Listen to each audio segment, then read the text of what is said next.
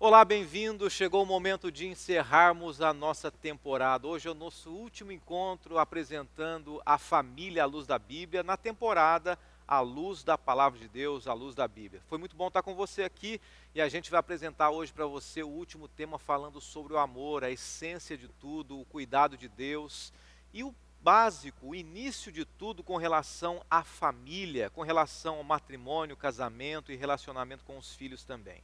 É bem rapidinho, a gente vai para o intervalo e na sequência eu volto junto com você aqui no programa Escola Bíblica.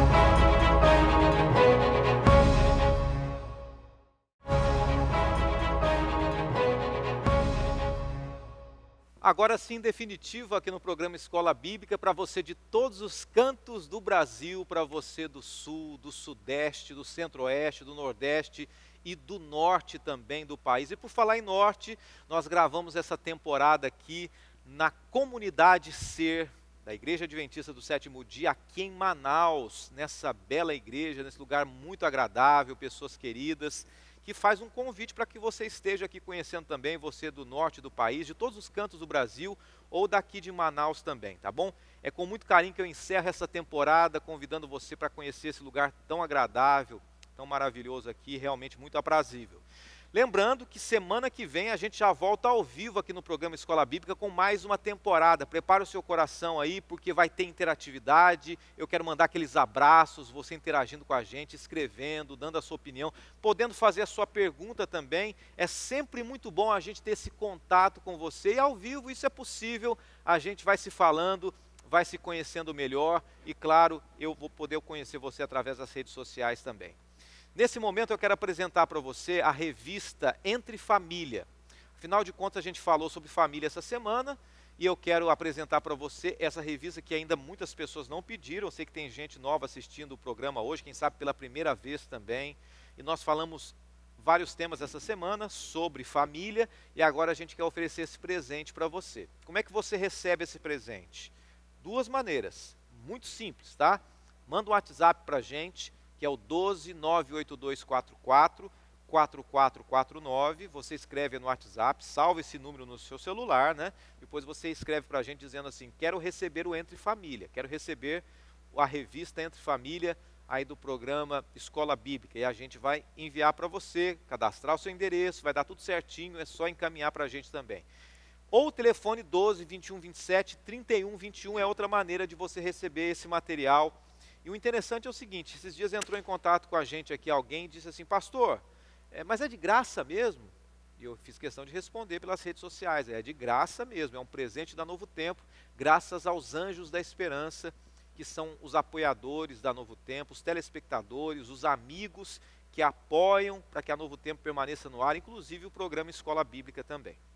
Vamos orar agora e vamos ao último tema dessa temporada, apresentado com muito carinho, com o coração aberto para você também. Senhor, obrigado mais uma vez por esse tema, por essa temporada, pelos momentos que passamos juntos. Algumas pessoas passaram as férias junto conosco aqui, outros começaram um ano desafiador, mas nós queremos, acima de tudo, que o Senhor oriente esse novo ano e oriente a nossa família também. Que a Tua palavra, ao ser aberta agora, fale ao nosso coração, pedimos em nome de Jesus. Amém. Nós vamos encerrar o estudo dessa semana falando sobre o amor, como foi dito. E o amor é um motivo principal que faz com que muitos casamentos aconteçam. O amor é a essência do lar. O amor é o princípio do lar. E deve ser o princípio do lar, porque o princípio de tudo é o amor. Deus é amor. Uma das razões para o casamento também, uma das razões que levam os casais a serem atraídos um pelo outro, claro, além de outras razões, é o amor também. E nós queremos que você reflita sobre isso. Ele Infelizmente, o amor é corrompido pelo divórcio. Nós falamos sobre isso ontem, né?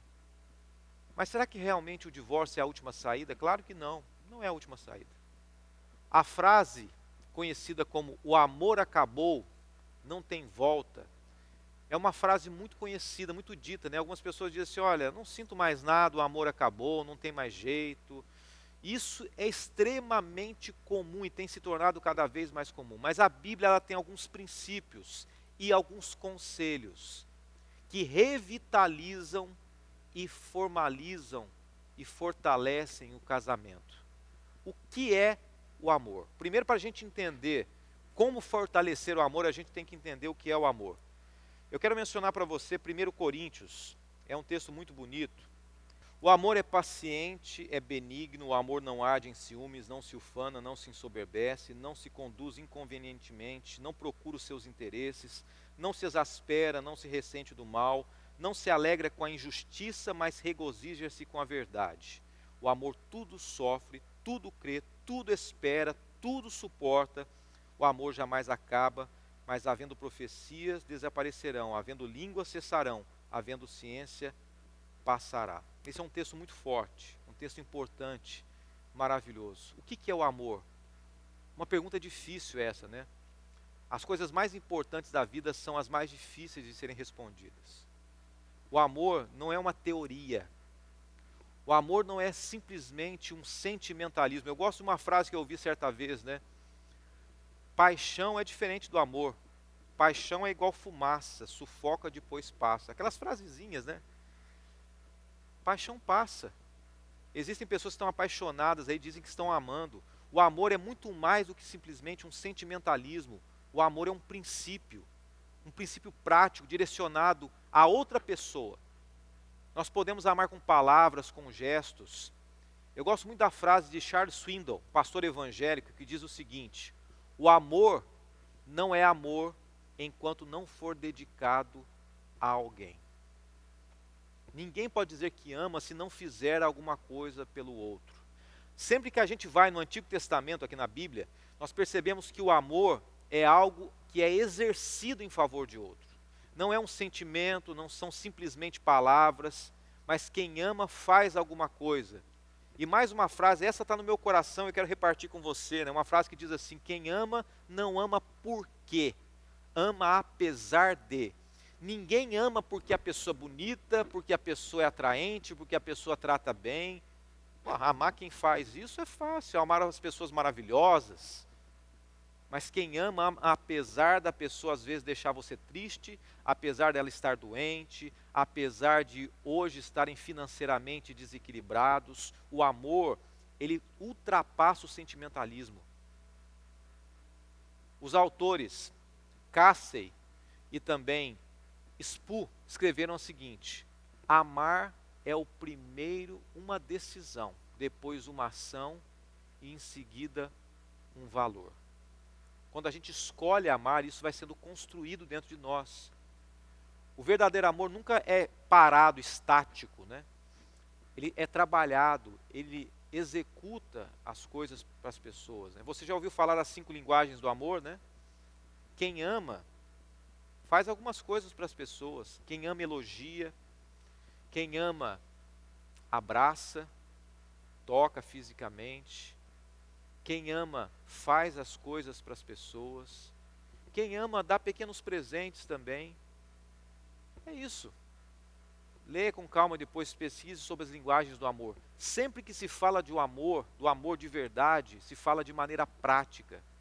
E foi isso que o apóstolo Paulo quis dizer ao descrever que o amor é bondoso, ele realiza bondade, ele não procura os interesses particulares, ele não se orgulha. E segundo a Bíblia, qual que é a fonte do amor? Uma pergunta para respondermos aqui. Nós vamos à Bíblia agora, ao texto bíblico. 1 João, quero ler com você. No livro de 1 João a gente encontra a resposta para a fonte do amor. É claro que você imagina, a gente sabe, mas é importante a gente entender porque existem algumas mensagens bíblicas que nós precisamos interiorizar. A gente precisa relembrar. 1 João capítulo 4, versículos 7 e 8. Os versos 7 e 8 dizem assim: amados, amemo-nos uns aos outros, porque o amor procede de quem? De Deus. Deus é amor. E continua o verso. E todo aquele que ama é nascido de Deus e conhece a Deus. Aquele que não ama não conhece a Deus, porque Deus é amor. Deus é amor. Essa é a pequena frase, né, de toda a Bíblia. Essa é a mensagem do cristianismo. Uma vez eu me lembro que, eu não esqueço disso, estava numa cidade onde eu morava, e uma coisa simples, estava sentado no banco aguardando ali, na época que, hoje não sei se estão todos os bancos que têm, todos os bancos que têm cadeiras para a gente sentar, eu estava aguardando ser atendido, e um rapaz me cutucou, um senhor na verdade, me tocou no meu ombro, eu olhei para trás e ele falou assim, Deus te ama. E eu agradeci, falei obrigado, e ele foi embora. Uma frase simples, que expressa muito. A maior expressão do amor de Deus por nós foi Ele ter vindo morrer no nosso lugar. A maior expressão do amor de Deus foi doar, dar quem? O Filho dele. E a pergunta que eu faço para você é o seguinte, se você ama, o que você tem feito para os seus filhos? O que você tem feito para a sua esposa? O que você tem feito para o seu esposo? Porque quem ama faz coisas. O amor é prático. Jesus amou até o fim. Após o intervalo eu quero começar falando sobre Jesus como exemplo de amor. Como exemplo daquele que ama pessoas difíceis. Afinal de contas, na sua família e na minha, em todos os lugares, temos pessoas difíceis. Mas Jesus é o exemplo de amar ao semelhante, à família. Bem rapidinho, a gente volta já.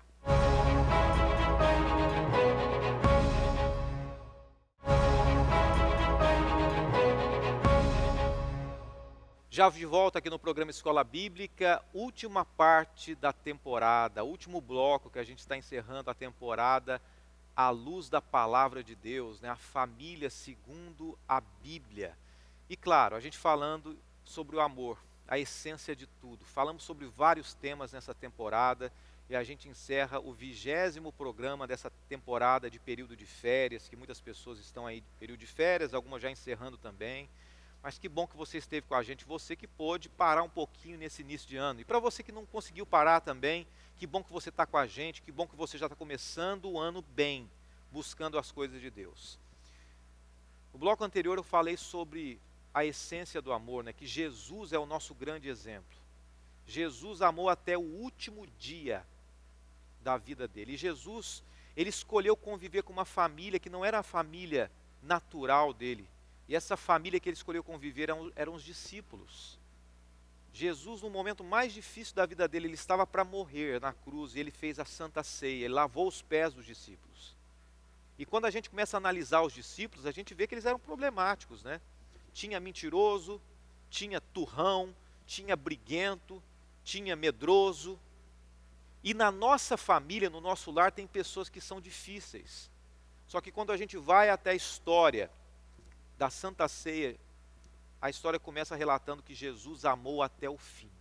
Mesmo no momento mais difícil, antes da morte dele, ele amou. Qual é a pessoa difícil que você tem no seu lar, na sua família? A essência da mensagem bíblica é que nós devemos amar as pessoas até o final, até o fim, como Jesus amou. O amor tem paciência. O amor, Pedro, né? Pedro era ignorante nas palavras e Jesus tinha paciência com a ignorância dele. Mas o amor é firme também. Judas iria trair Jesus e Jesus disse o seguinte, olha, todos estão limpos aqui, menos um. Será que Jesus falou isso para acusar Judas? Não, para mostrar que ele sabia e que ainda existia possibilidade de salvação para Judas. Quando a gente ama alguém, a gente trata bem, mas tem horas que a gente tem que ser firme com a pessoa também. Porque muitas vezes, sendo firme é que a gente vai salvar a pessoa. Sendo duro é que a gente vai salvar. A Bíblia apresenta alguns princípios. Jesus nos traz alguns princípios que devem ser aplicados no casamento, na família. Coisas muito importantes. Agora, que princípios são esses? Mateus 7, verso 12. Diz assim: tudo quanto, pois, quereis que os homens vos façam, assim também fazei-o também vós a eles, porque essa é a lei e os profetas. O que você espera que as pessoas te façam, o que você espera que a sua família te faça, teus filhos, tua esposa, teu pai, tua mãe, faça por eles. Se você espera mais paciência, se você espera que eles te ouçam mais, que dê mais atenção para você, faça isso. É isso que o cristianismo nos aconselha, é isso que Cristo nos orienta. É claro que, aí entra um ponto importante que eu quero falar para você. É claro que por nós mesmos, a natureza, nossa natureza caída, a gente tem a tendência de pensar na gente. Nós somos egoístas. Mas quem que começa a trabalhar isso em nós? É Deus.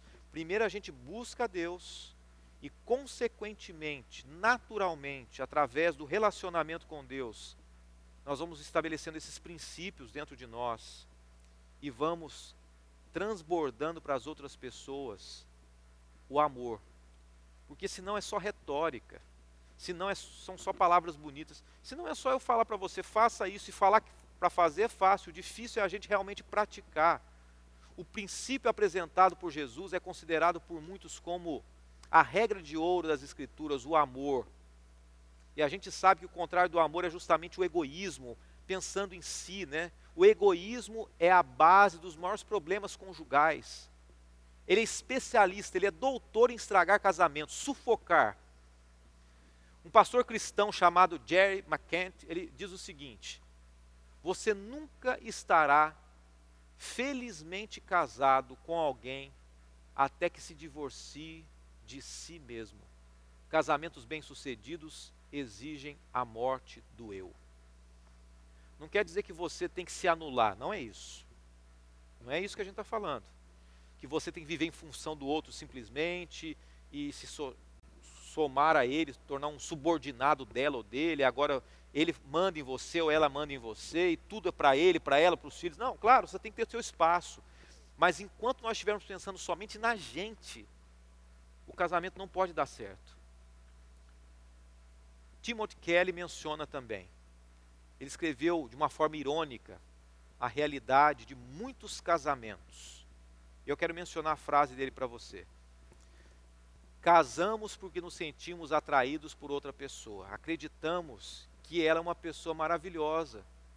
Mas passados um ano, ou muitos casos, um mês, ou as três coisas começam a acontecer. Então o tempo vai passando e algumas coisas começam a acontecer no casamento. Olha o que ele diz, é interessante. Ele diz assim: você começa a descobrir o quão egoísta aquela pessoa que você amava é. Você olha para ela e fala, poxa, essa pessoa que eu amava, ela é egoísta, né? Você descobre que aquela pessoa maravilhosa está passando por uma experiência parecida, ela vê que você também é egoísta. Aquela pessoa vê que você é egoísta e você vê que ela é egoísta. E embora você reconheça que você é egoísta, você chega à conclusão que a outra pessoa é mais problemática do que você. A tendência nossa é sempre olhar as outras pessoas como piores do que nós. E o casamento às vezes faz isso, né? A gente começa a olhar o erro do outro. Ah, eu erro também. Tá, eu tenho meus problemas, mas o seu é pior. Mas você, não. O seu é insuportável.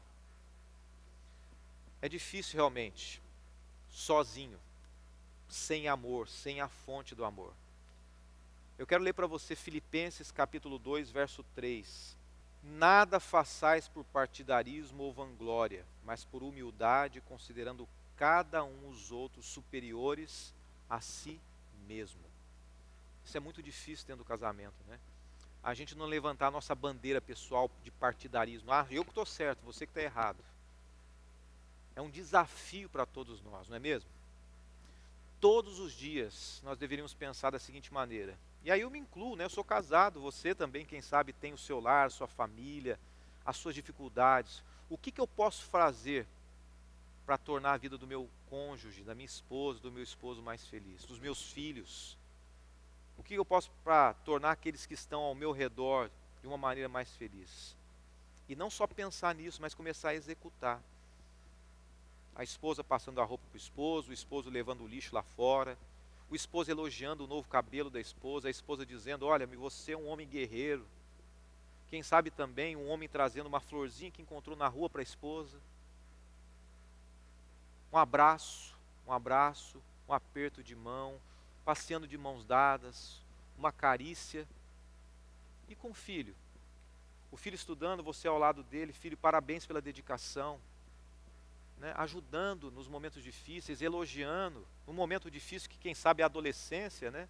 Que ele precisa de incentivo, precisa ser ouvido, precisa ser entendido, embora não seja fácil. Tudo isso são formas práticas que a gente pode colocar no nosso dia a dia.